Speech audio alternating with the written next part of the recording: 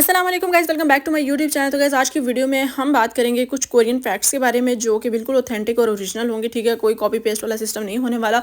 और दूसरा हम रिव्यू करेंगे एक इलेक्ट्रिक ग्रिल का, जिसमें हम बनाएंगे तिक्के और जो भी आप ग्रिल करना चाहो। तो दोनों का रिव्यू करूंगी कि आपको पैसे इन्वेस्ट करने चाहिए या नहीं। तो यहाँ पर स्टार्ट करते हैं अपने ब्लॉग को। तो जी आज मैं बना रही हूँ टिंडे, और ये वो टिंडे जिनको पाकिस्तान में मुंह नहीं लगाया जाता, लेकिन यहाँ पर ये पाकिस्तानी 2000 के 2 टिंडे में मिले हैं। तो यहाँ से आप लोग अंदाजा लगा सकते हो कि कोरिया कितना ज़्यादा एक्सपेंसिव है, और इसका रीज़न भी मैं आपको बताती हूँ कि यार क्यों इतना ज़्यादा एक्सपेंसिव है, स्पेशली जब सब्जियों और फ्रूट्स की बारी आती है। क्योंकि कोरिया का जो मौसम है वो ऑलमोस्ट जो है यहाँ पर ठंड रहती है, वेदर ख़राब रहता है स्नो की वजह से। तो ये जो इनकी फार्मिंग का प्रोसेस होता है ये काफ़ी लेंथी होता है और काफ़ी मुश्किल होता है, क्योंकि ये जो फार्मिंग करते हैं वो शीट्स के अंदर और बहुत सारी इनको जो है ना एफर्ट्स करनी पड़ती हैं। वो भी एक कंप्लीट ब्लॉग मैंने बहुत जल्द आपके साथ शेयर करना है। तो यहाँ पर जी हम पाकिस्तानियों के लिए और स्पेशली मुस्लिम्स के लिए थोड़ा सा जो बाहर के मुल्क होते हैं वहाँ पर थोड़ा सा जो है ना एक्स्ट्रा खर्चा और बर्डन होता है हमारे ऊपर, क्योंकि ये थोड़ी सी मुस्लिम फ्रेंडली कंट्री नहीं है कि यहाँ पर हमें हर चीज़ जो है ना हमारे हिसाब से मिल जाए। गाइस अब मैंने डिसाइड किया है कि मैं अपनी हर वीडियो में आपके साथ कुछ कोरियन फैक्ट्स लाजमी शेयर किया करूँगी, ताकि जो न्यू कमर्स हैं जो कि न्यू कोरिया में आ रहे हैं उनकी कुछ ना कुछ हेल्प हो जाए। प्लस जो फूड होता है, मतलब आहिस्ता आहिस्ता थोड़े से अपने ब्लॉग्स को हम लोग इन्फॉर्मेटिव बनाते हैं। ठीक है, पहले भी मैं इन्फॉर्मेशन देती थी लेकिन वो ज़रा हटके होती थी, लेकिन अब मैंने प्रॉपर जो है ना काम करना शुरू कर दिया। और गाइस अच्छी वीडियो आपको मिलेगी, लेकिन वीक में 2 से 3 वीडियोज़ ही मैं अपलोड कर सकूँगी, क्योंकि यार बच्चों के साथ बहुत ज़्यादा मुश्किल होती है, टाइम नहीं मैंने जो पता, और कभी जो है ना तबीयत भी अप्स एंड डाउन होती है। तो यहाँ पर आपको जिस जिस चीज़ की रेसिपी चाहिए तो आपने मुझे कमेंट करना है, मैं आपके साथ उसकी रेसिपी भी शेयर करूँगी। और यहाँ पर हम बना रहे हैं कश्मीरी चाय, जो कि हम पाकिस्तान से लेके आए हैं। तो जी अब स्टार्ट करते हैं अपने फैक्ट्स की जानिब। ठीक है, मैं आपके साथ कोई चक्करबाजी नहीं करी, तो आप लोगों ने भी कोई चक्कर नहीं करना। ठीक है, मैं आपके साथ ट्रू फैक्ट शेयर कर रही हूँ, ऐसा नहीं कि मैं आपको वीडियो के लास्ट में बताऊँगी। तो ये वो मैं आपके साथ सब कुछ स्टार्ट में ही शेयर करूँगी, इसलिए आपने वीडियो को एंड तक देखना है, पता चले आपको फैक्ट्स पता चल गए और आप लोग जो है ना वीडियो देख के भाग गए हो। तो जी सबसे पहले स्टार्ट करते हैं सिंगिंग से, क्योंकि आप लोग बीटीएस के बहुत ज़्यादा फैन है, तो इस वजह से मुझे लगता है कि ये स्टार्टअप सबसे बेस्ट है। तो सिंगिंग पे बात करते हैं जी। कोरिया में जितने भी सिंगर्स हैं उनको अपना गला खोलने के लिए, जैसे पाकिस्तान में तो हम लोग जहाँ जाएँ जितना मर्जी चीख सकते हैं, जितना मर्जी हम लोग ऊँचा गा सकते हैं, बोल सकते हैं, कोई इतनी पाबंदियाँ नहीं होती। लेकिन कोरियन सोसाइटी का, हर सोसाइटी में आपकी एक लिमिट होती है। आप घरों के अंदर म्यूज़िक भी जो सुनते हो ना उसकी भी एक लिमिट होती है। ठीक है, ताकि साथ वाले घर में आवाज़ ना जाए, साथ वाले बंदे डिस्टर्ब ना हो। ठीक है, तो आपको इतनी ही लिमिट में गाना सुनना भी होता है और गाना गाना भी होता है। तो यहाँ पर इनके लिए बड़ी प्रॉब्लम होती है कि ये लोग कैसे जो है ना, जाहिर सी बात है सिंगर जो होते हैं उनको अपना गला खोलने के लिए, गला साफ करने के लिए ज़्यादा से ज़्यादा ऊंचा गाना पड़ता है, ताकि वो जो सुर है आसानी से पकड़ सकें।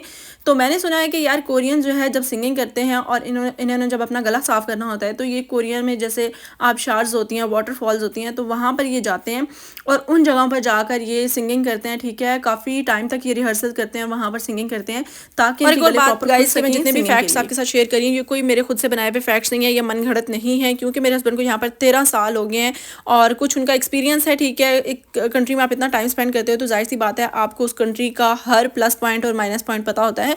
प्लस ये है कि मेरे हस्बैंड जब लैंग्वेज सीखना जाते थे कोरियन सेंटर में, तो जो कोरियन टीचर्स होते थे वो काफ़ी सारी ऐसी अपनी कल्चर की चीज़ें बताते थे, क्योंकि जाहिर सी बात है इन्होंने वहाँ पर भी एक अच्छा खासा टाइम स्पेंड किया। तो बहुत सारी ऐसी चीज़ें जो मैं यहाँ पर बता भी नहीं सकती, क्योंकि हर कंट्री की अच्छाइयाँ बुराइयाँ दोनों होती हैं।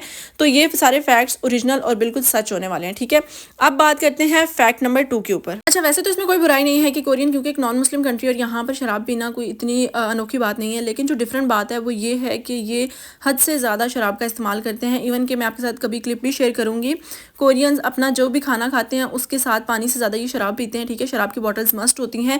दूसरा, पब्लिकली अगर कोई शराब पी के घूम रहा है तो उसके ऊपर कोई फाइन, कोई चार्ज कुछ नहीं होता, क्योंकि इनकी गवर्नमेंट की तरफ से अलाउ है। तो कोरिया में पानी महंगा बिकता है और शराब सस्ती बिकती है। तो यहाँ से आप लोग आइडिया लगा सकते हो कि यार कितनी ज़्यादा कॉमन होगी यहाँ पर शराब। ये जस्ट एग्जांपल के लिए कि अगर आपको पानी की बोतल 150 की मिल रही है तो आपको शराब की बोतल 100 रुपये में मिलेगी। ठीक है, इतना ज़्यादा डिफरेंस है। और यहाँ पर एक छोटा सा वाकया भी मुझे याद आ गया कि जब स्टार्ट में हम लोग कोरिया आए थे, मुझे बिल्कुल आइडिया नहीं था कि यार जो अल्कोहलिक पर्सन होता है वो कैसा दिखता है या कैसे बिहेव करता है। बाकी मूवीज़ में या ड्रामाज में तो हमें नज़र आता ही रहता है, लेकिन कभी हमारे कल्चर में ये चीज़ नहीं होती कि कभी आपको पब्लिकली किसी शराबी बंदे से आपका वास्ता पड़ जाए। तो क्या हुआ कि स्टार्ट में जब मैं कोरिया में आई तो मुझे बिल्कुल आइडिया नहीं था कि यार यहाँ पर कॉमनली जो है ना ये पी जाती है और यहाँ की लड़कियाँ भी पीती हैं। तो ये सब मुझे पता नहीं था, क्योंकि इन टॉपिक से हम लोगों ने कभी बात ही नहीं की थी मेरे हस्बैंड से, तो इस बारे में कोई नॉलेज नहीं थी। और हुआ क्या कि हम लोग एक जगह गए घूमने, पार्किंग का थोड़ा सा इशू बना, तो इन्होंने क्या किया कि मुझे एक बेंच पे बिठा दिया, कहा कि हम लोग गाड़ी पार्क करके आ रहे हैं, सिर्फ 5 मिनट लगेंगे, ठीक है। अब मैं उम्मे फातिमा को लेके वहाँ बैठी हुई थी। अब हुआ ये कि एक बूढ़ी सी औरत आती है और वो आके हमारे पास बैठ जाती है, ठीक है। अब नॉर्मल बैठने में कोई बुराई नहीं है, लेकिन उनके पास से इतनी गंदी स्मेल आ रही थी कि मैं आपको बता नहीं सकती। और दूसरा ये कि उनके पूरे दांत गोल्ड के थे, मतलब कि 4-5 दांत जो थे सामने वाले वो गोल्ड के थे। पूरा उन्होंने कानों में भी गोल्ड पहना हुआ था, जैसे कि पुराने ज़माने में नहीं होता था कि पूरा कान सिला हुआ है और उसमें बालियाँ ही बालियाँ, इस तरह का सीन था, ठीक है। अब वो मतलब आके हमारे पास बैठी हैं। पहले तो वो नॉर्मली बात करती रही हैं उम्मे फातिमा से ना, लाड शाड करती रही हैं, और मेरे नज़दीक ये नॉर्मल चीज़ थी। मुझे लगा कि यार कोरियन वैसे भी करते रहते हैं तो इसमें कोई मतलब डिफरेंट चीज़ नहीं है, लेकिन उनके पास से बहुत ज़्यादा बुरी स्मेल आ रही थी। अब वो मुझसे बात कर रही हूँ, मैं स्माइल करके ना, वो समझ तो कुछ भी नहीं आ रहा, बस स्माइल किए जा रही हूँ। तो मुझे ये था कि यार मेरा दिल था कि मैं उठ जाऊँ, लेकिन मुझे ये था कि सब देख रहे हैं और सब हमें ही देख रहे थे कि यार ये कैसी बेवकूफ़ है, उठ नहीं रही, ठीक है। मतलब अब वो बेचारे मुझे जो है ना थोड़ा सा हेल्प ही कर रहे थे। कुछ कोरियंस आए हैं, उन्होंने इशारा किया है कि ऐसे मतलब अपनी तरफ बुलाया ना। अब मैं ऐसी बेवकूफ़ कि मैं उठी नहीं। मैंने कहा ये पता नहीं ये मुझे क्यों बुला रहे हैं, क्योंकि मैं तो इनको जानती नहीं हूँ, नाम हमारा कोई ऐसा मतलब बातचीत हुई है। अब मुझे लगा वो इस माई के कोई रिश्तेदार हैं और इनको बुला रहे हैं, ठीक है।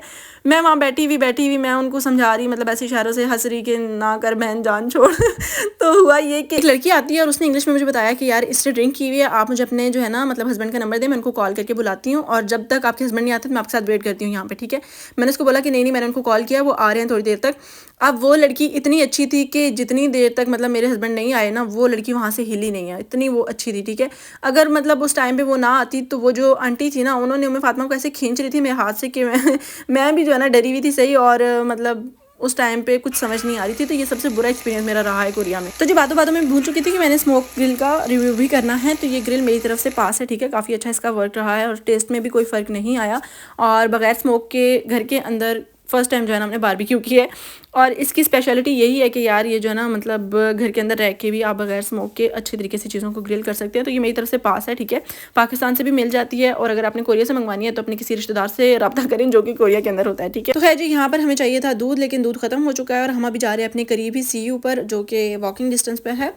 तो साथ ही साथ हम बात करते हैं फैक्ट नंबर 3 की, जो कि हमारा लास्ट फैक्ट होगा, काइंडनेस। और अगर गाइस रहमदिली की बात की जाए ना, तो ये वो टॉपिक है कि इस पे मैं आपको दर्जनों एग्जांपल्स दे सकती हूँ कि मतलब इन्होंने इतने ज़्यादा मतलब ऐसे एक्सपीरियंसेस हैं जो हमारे साथ भी गुजरे हैं कि इन्होंने इतनी हमारी हेल्प की है ना कभी कभी, कि ये बिल्कुल आउट ऑफ द वे जाके भी आपकी मदद करते हैं। और ना सिर्फ इंसानों के साथ ये मामलात होते हैं, ये जानवरों के मामले में भी एक्स्ट्रा सेंसिटिव और एक्स्ट्रा जो है ना ये मतलब उनकी केयर करते हैं, उनके बारे में सोचते हैं।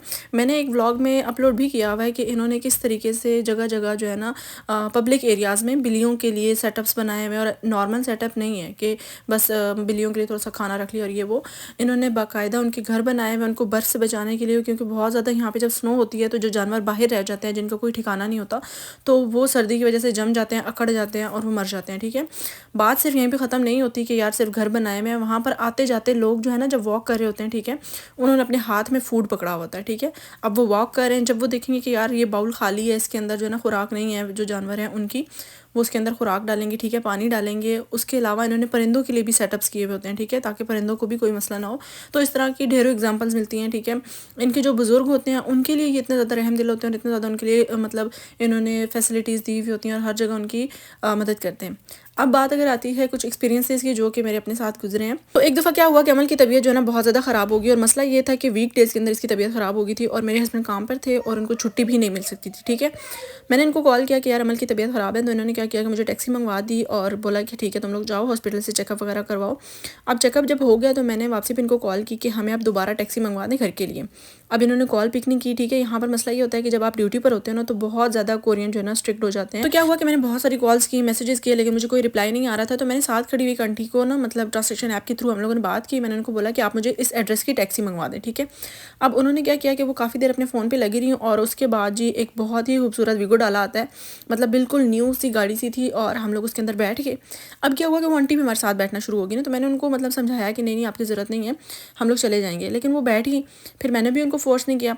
अब जब हम उतरने लगे तो मैंने अपना कार्ड दिया मतलब पेमेंट के लिए ना, क्योंकि टैक्सी यहाँ पर काफ़ी ज़्यादा एक्सपेंसिव होती है। तो मैंने जो है ना पेमेंट के लिए कार्ड दिया, तो उन्होंने ना कार्ड लेने से मना कर दिया। तो मैंने उनको बोला कि नहीं, मुझे लगा वो पैसे देने लगी हैं।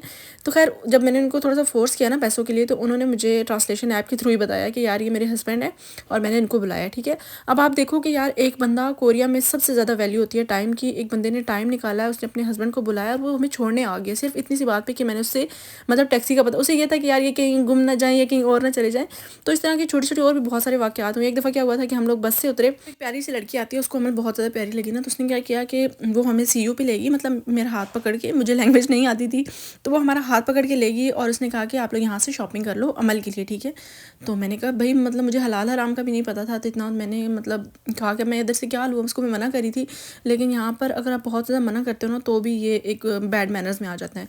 तो मैंने वहाँ से ना छोटी-छोटी 2 जेलीज़ ले ली थी। वो मुझे कहती थी कि और लो, मैंने कहा नहीं बस।